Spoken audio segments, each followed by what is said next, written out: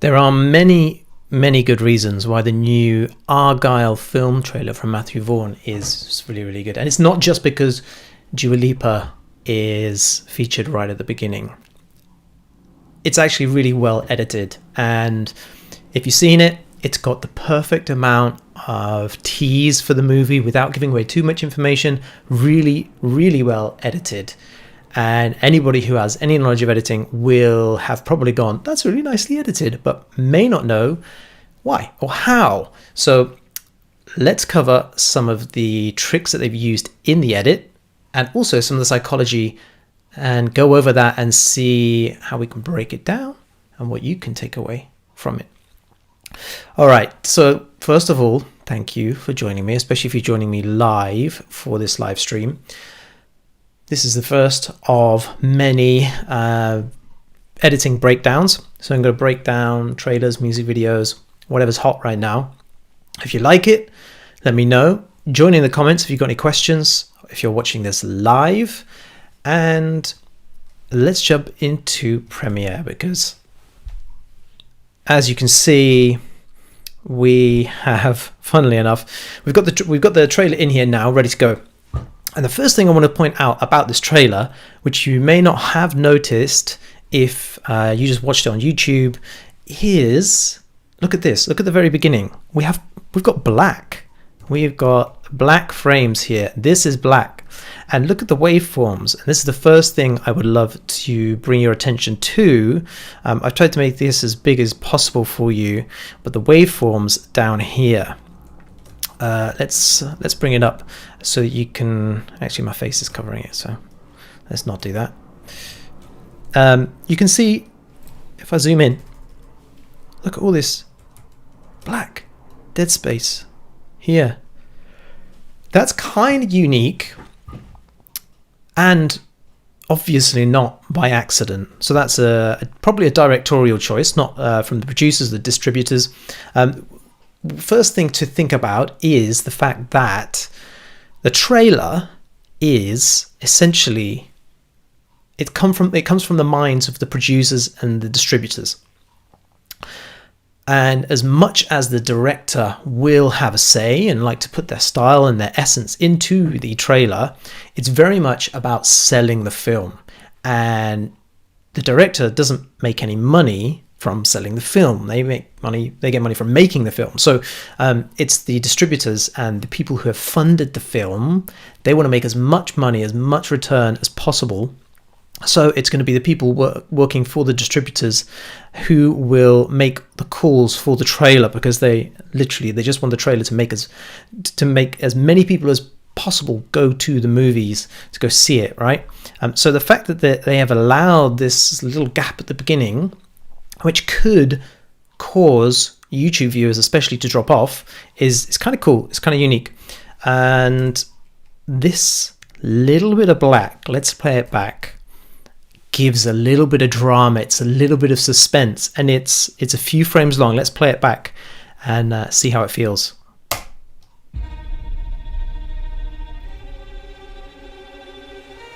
I certainly hope you dance as well as you dress. There's only one way to find out. I'm gonna stop it there to tease you. I'm gonna tease you.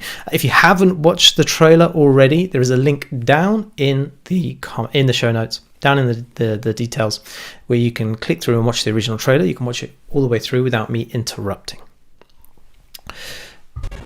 This section here, so you can see how those little black frames at the beginning, they cause suspense. It's really cool, and that's done on purpose to cause suspense.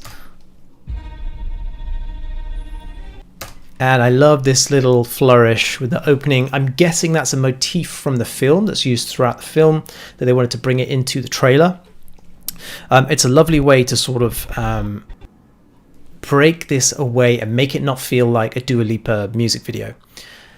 It's the combination of the music, the graphics, the colors, and that's probably a concern for the director, for the filmmaker.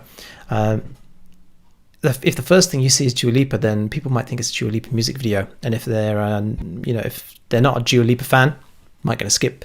I'll be honest, I'm not the biggest Dua Lipa fan, but I can see why she's in the movie. She's pleasing on the eyes, and so that is also something I'm going to bring up. The first shot we see, hot chick, is like page 1 of clickbait. You know, this is, if there's a clickbait manual, hot girl is probably number 1 on the clickbait manual. This is a tactic that you can use in all of the things that you are cutting, whether you're cutting a trailer, whether you're cutting a commercial, a music video, a documentary, it doesn't matter. The first shot that you see should be the very best shot. Remember, every single shot that we put into the edit should make the viewer want to watch the next cut and the next 5 seconds and the next 5 and the next 5. And that's our job as editors, right? We need to keep the viewer watching all the way through. So first shot, put a hot chick in there, put the best shot, put the most attractive footage you have right at the beginning, and a hot chick is going to appeal. It's also great for the thumbnail, right? So that is one of the first things worth mentioning. The music, let's listen to it again. Let's listen to the music as it comes in. It's tense, it's strings, and let's play it back.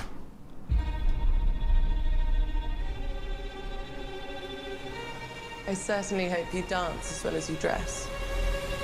There's only one way to find out. And the way the music cuts out just before Henry Cavill drops his line, that is a cue for comedy. That's a way of emphasizing something. You don't have to just use it in comedy, but if you drop the music out just before a piece of dialogue, it brings emphasis to whatever that thing is. So if it's dialogue, it brings emphasis to that line. You could drop the music out, and we could, instead of the line, just have it cut away to him, falling out of an aeroplane in the middle of the sky, with loads of loud noises and stuff, and having that contrast between the quiet and the loud. That contrast is what makes it exciting and interesting, keeps us engaged, and it's this variety. It's this sense of breaking the expectations of the viewer. So you set their expectations and then break them. And that's a tripe that I tell all of my students. You have to set expectations and then break them, because that is how you keep the viewer wanting to watch the next bit and the next bit. Because if it becomes monotonous in any way, then they're not going to watch. They already know what's coming. So we have to constantly keep breaking expectations. And that's what we've done here. We've dropped out music, and we've dropped a piece of dialogue, and then we're cutting away. And you see how we have the drops in the sound effects that come in time with the music. That happens with the titles as well as the sound effects, all in time with the music. And you're going to see that throughout the entire trailer. Everything is cut to the music, all of the sound effects, all of the beats.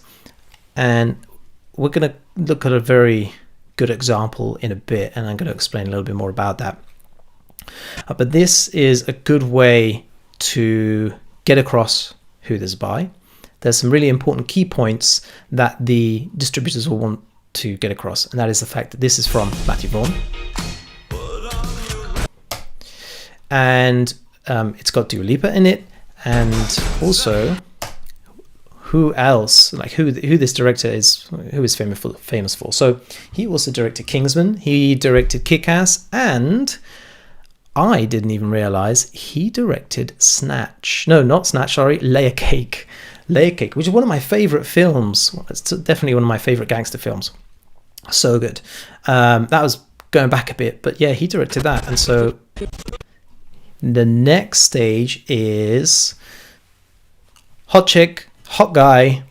I love the reveal as the camera goes around here.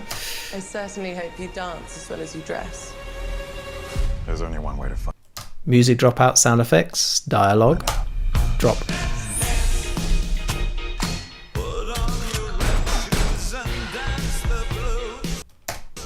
You and I, we're not so different. Agent Argylle. And then here, Little help? Hold on. we break in expectations again. So 26 seconds in. So the first time we break expectations at 10 seconds.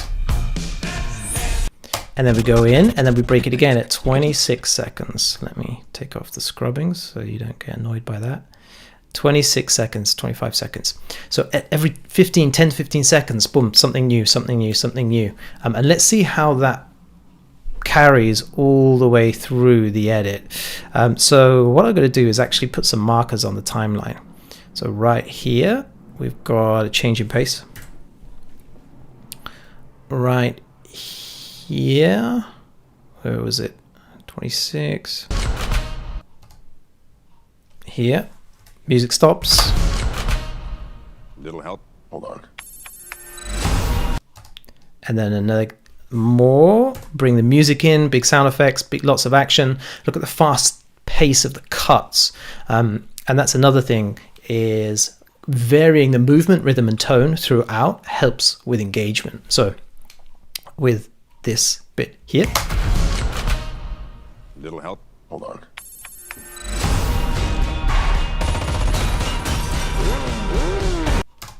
And so we're driving forward with the sound effects, with the varying sound effects, all in time with the music.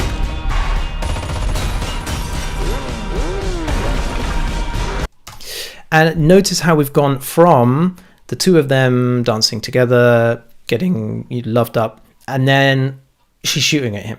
So again, we're breaking expectations. We're going back on them now. We're all going, what's going on here? What's the dynamic? What's the relationship? So we want to understand more about their dynamics. We want to keep watching more. And so let's play that little bit back again.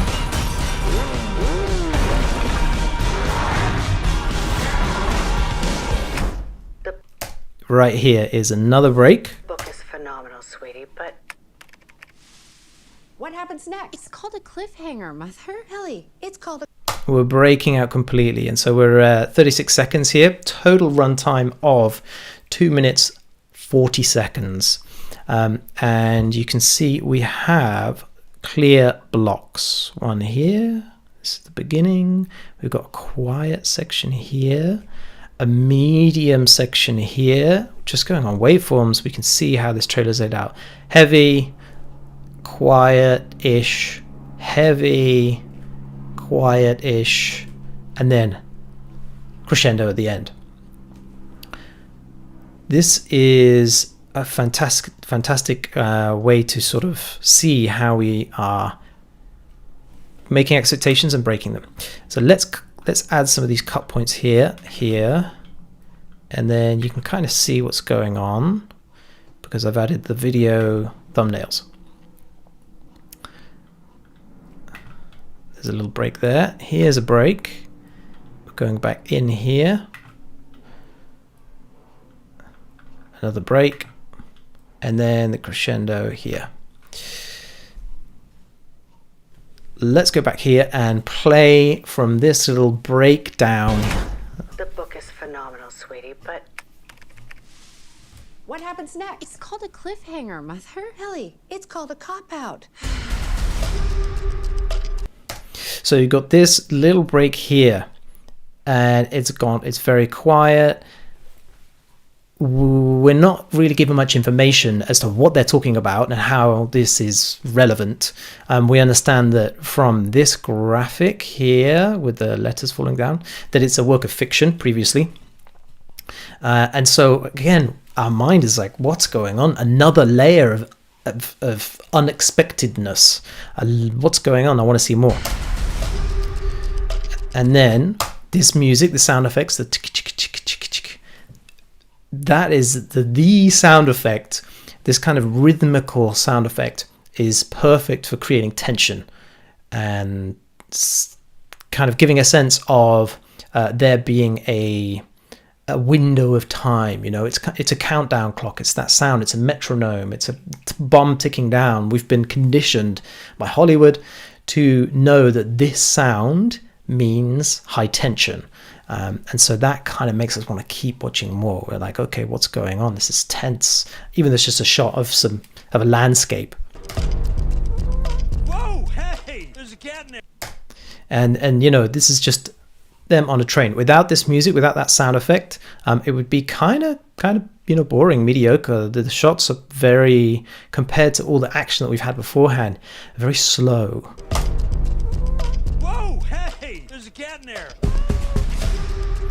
Again, with the cutting on the beat, pretty useful. Oh my God, you're Ellie freaking Conway. Author of Argylle series, Ellie Conway. I am such a fan. Oh yeah? What is it you do? And what they've done is they've built out the dialogue of this scene, and in fact the whole trailer. They've built out the dialogue before they've done the flashbacks. And they've gone, okay, how can we introduce the character? What they've done is they've opened on a cold open. So this right here, this is, before we cut to here, this is called cold open. So we're going hard in on some action, keeping the engagement high, keeping energy levels high. And this cold open, where you're just in on the action, where you don't actually have any context about anything whatsoever, is how you can give a sense of the best bits yet to come and the energy, and you're kind of like setting up expectations here. And then you go into the introduction, the who, the 5 W's, the who, the what, the where, the why, and the when. And so that's what we're doing here. And this is all the exposition, Whoa, hey, the 5 there's a cat in W's. there. Oh my God, you're Ellie freaking Conway. Author of Argylle series, Ellie Conway. I am such a fan. Oh yeah? What is it you do?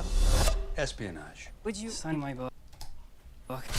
And then Here we go. look where my cut point is. You can just see from the waveform we're about to go into an action scene, and it's all going to be cut on the beat if you're ready for it. Go.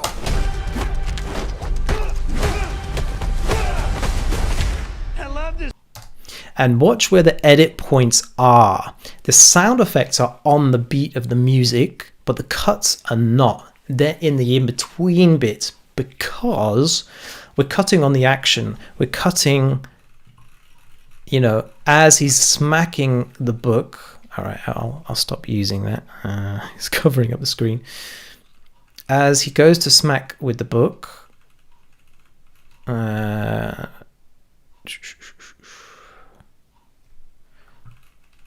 Where's it gone? Oh.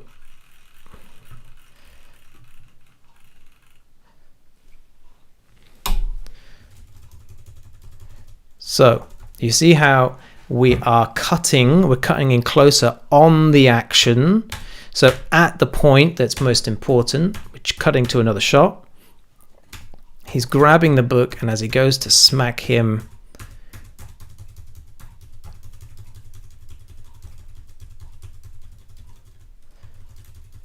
that's not actually cut on the action, which is very interesting.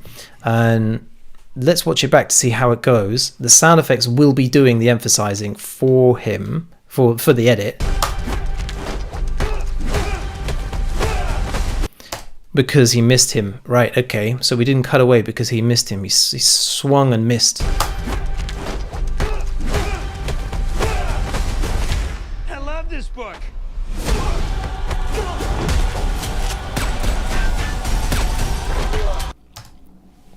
And so you can see that because we have the gunshots on the beat, the sound effect is on the beat, we are cutting in between the gunshots. So gunshot hits, cut, next gunshot. So we're not cutting at the point where the gunshot hits, we're cutting in between the two. And so we're kind of doing the same thing. So every time there's a sound effect, or we want to cut on the sound effect for emphasis, then we need to make sure the cut point is in between those so that we actually have a chance to comprehend what that sound effect is emphasizing. Does that make sense? Let's watch those back. Come on. And you can see the waveform down here that we're about to go into a quiet little section, and then we're going to start back up again. And what we've done is we've got this set of action, we've set the expectation, we're in a fight scene now, and then very quickly we're out of the fight scene. And we're breaking the expectations again. And so again, we are, you know, that's like 5 seconds. I forgot to carry on the markers for every time there's a change. There's obviously one here. I am such a fan. And then there's one here. And then there's one here. And then now we're going into the bridge part of the track. So normally in music, you'll have verse, verse, chorus, verse, chorus, bridge, chorus. And that bridge at about the 3/4 of the way through the track breaks down. The music goes quieter. That just gives us a break from the repetition and keeps the track interesting. Well, we employ the same techniques in editing, and you want to add in a quieter part of the video at around about the 2/3, 3/4 of the way through the film. And as you can see, that is exactly what we have here, and it's actually about this long. And so yeah, exactly 2/3 of the way in, the music breaks down, the pacing slows down a little bit. Who are these people? Real life spies. Why would they care about me? See how much slower all the pacing of the shots is. Now we're introducing all the other characters. We're just kind of doing a little bit of setup, really. Not quite as exciting, but important for the film. We need to show how many incredible actors and actresses are in this film. We need to show the breadth of talent, and we can't miss that out. So we've had all the excitement and setup at the beginning. Now we're in the kind of bridge section. We want to do all the kind of housework, the admin, the things that that have to be done before we then tie up all the loose ends at the end. And so that's what we're doing here. And pretty much this last section here is where we're going to be getting the payoff. And actually, in the case of a trailer, it's going to be a cliffhanger. So let's continue watching. Because you're a goddamn fortune teller, Ellie.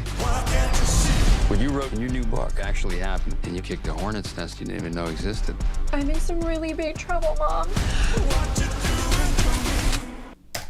And so we've got, you can see another quieter bit. We're breaking up. Oh, so now you're experimenting with drugs. I want all as Okay, I'm going to add another marker in here for a new change in pace. I want all assets on them now. I need her to write the next chapter.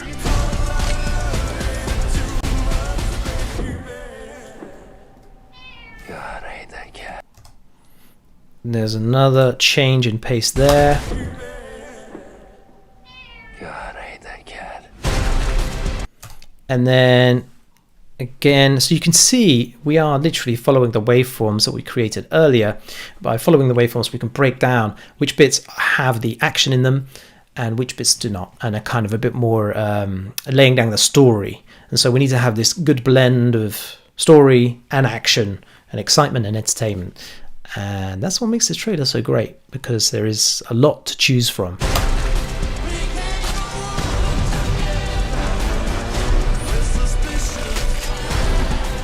There you can see again how everything is syncing up, how the sound effects and the music and the shots are all timed with the music.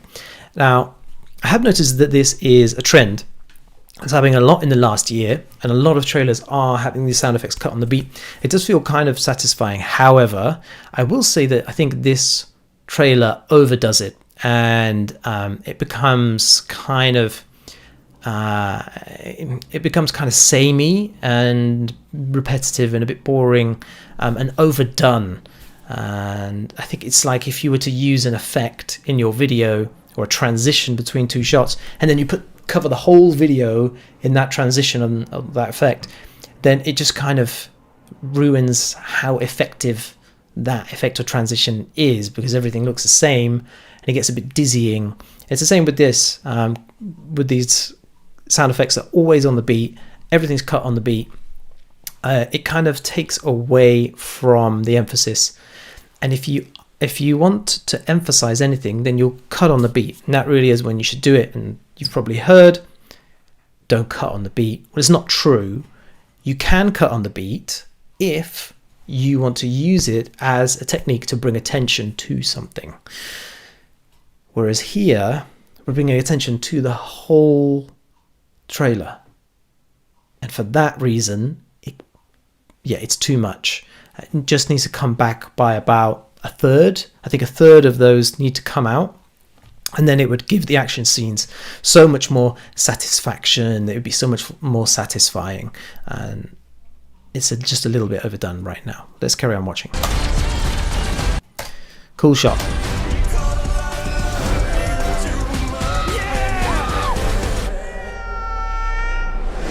It's time for you to meet the real Agent Argylle. So there's another break here in the track. Agent Argylle. Oh my God. Oh my God. Oh my God. Suspense there with the montage of oh my gods. Really nicely done. Leaves us on a bit of a cliffhanger. Remember I was saying, if it's a trailer, we want to leave on a cliffhanger.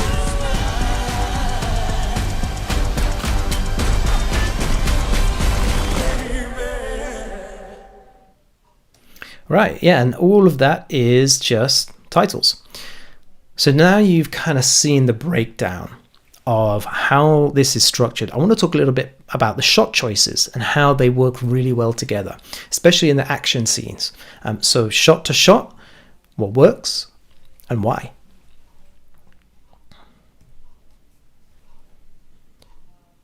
Now, I'm not going to spend too much time on this, but opening... I certainly hope you dance as well as you dress. There's only one way to find out.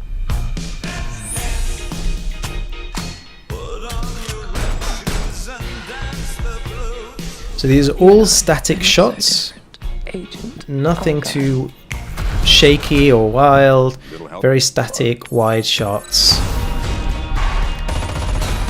And then all of these shots have very central framing. Do you see that? So this shot, we're looking at the center. Next shot, center. Next shot, center. Next shot, center. Center frame. We're looking at all the bullets here. Everything is center framed, and that's why these shots don't feel overwhelming, even though there's kind of a lot going on.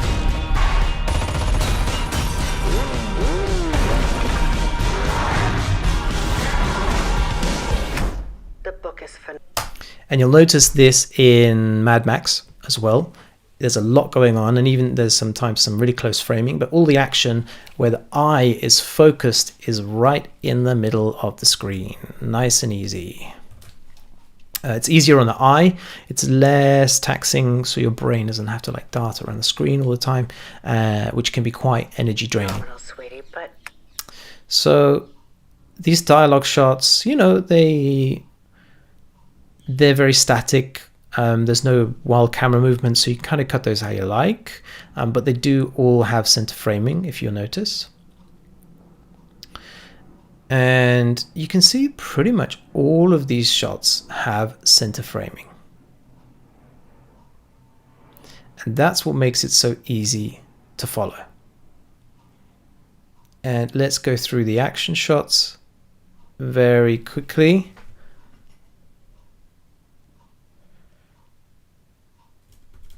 Do you see how as the arm goes back, so as this guy's arm goes back, we cut, and the gun, which is where our eye is already focused, here,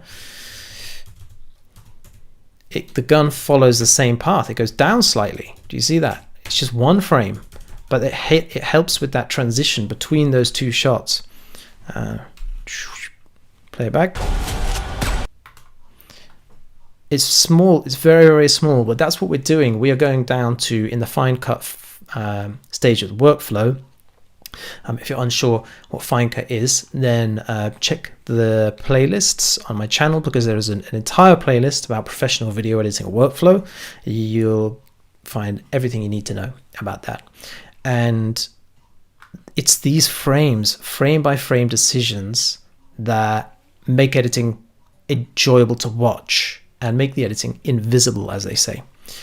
So we're firing now. And we're looking in the center from the previous shot and to this shot as well. And do you see this arm moving back? The elbow is going into his face. That movement, boom, carries on. We're cutting on the action there. Boom. His elbow hits, and then the guy's head goes back. Even though in this shot, his elbow is nowhere to be seen, we are looking at her face, her reaction, and in the previous shot, we're looking at his elbow. And look where our eye is. Our eye is focused right here. The elbow is going back. Elbow is not even there in this shot. Her face is in the same position. Our eye is looking, and the guy's head goes back. And so that's how those two shots work so perfectly together. Even though, technically, you know, that doesn't make sense. But our eye just glues it together and goes, yeah, that makes sense. When it's cut together in a fast sequence, this is what you're back. And it's so short, such few frames. And it looks like this shot is sped up as well. Yep, and that's sped up.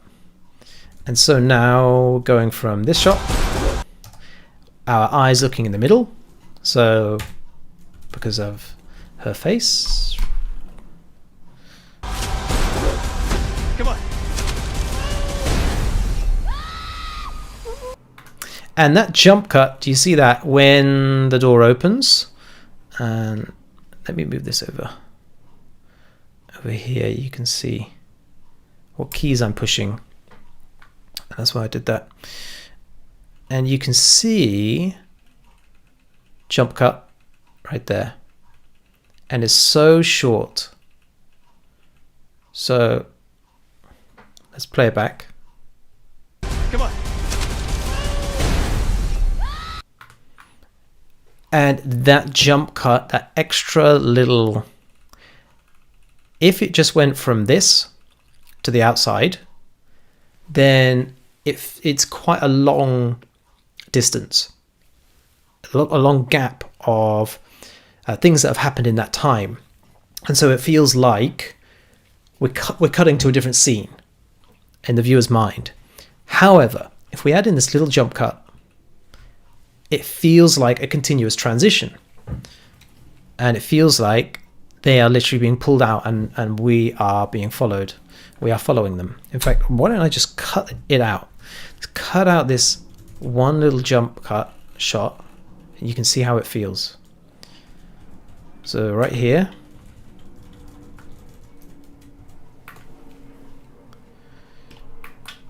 Okay, let's play it back.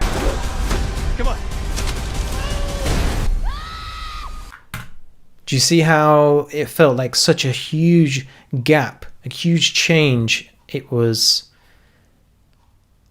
a long distance, a long amount of time between the previous shot and this shot in terms of the chronology of them, the actions that are happening on screen. But by adding in this little jump cut, which is 1, 2, 3, 4, 5, 6, 7, 8, 9, 10, 11, 12, 13, 14, 15, about 20, it's about 1 second, we can change that dynamic completely. Now it feels like one smooth movement, like we're following them being pulled out. And so that is when a jump cut is done really, really well. So don't be afraid of jump cuts. I know Editing 101 says jump cuts are bad. They're not. It's a good way of showing an increased passage of time. And so I don't want to go on too much longer because we've covered a lot of ground, and I've actually loved this. I hope you have too. Let me know in the comments if you have learned anything, if there's anything that has stood out for you, what you love most about the trailer. Do that now while I continue playing through.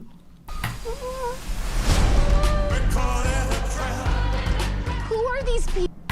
And so, yeah, this is all the exposition. We're slowing down. All center frame. Look at the variation of camera movements. We've got some slowly going in. We've got slowly coming out. We've got static, slowly going in. And those two shots there, they work because we're slowly going in, slowly going in. And this variation keeps it engaging. If they were all static, completely static shots, then it would feel a bit flat. And notice how in all the shots, pretty much bar the exterior, we're going in. We're not coming out.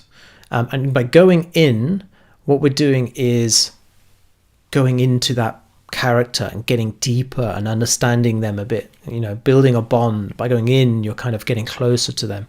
And so that's something to keep in mind if you want to choose like a shot that zooms in or a shot that zooms out. It's like in is going forward, starting. And then going backwards is coming out, leaving. And so these are all center frame on the phone. That is not, but you can see how our eye goes from left, middle, right. There's a very good focus. There's a match between her face and in the next shot, even though it's in a completely different spot, her face looks very much the same.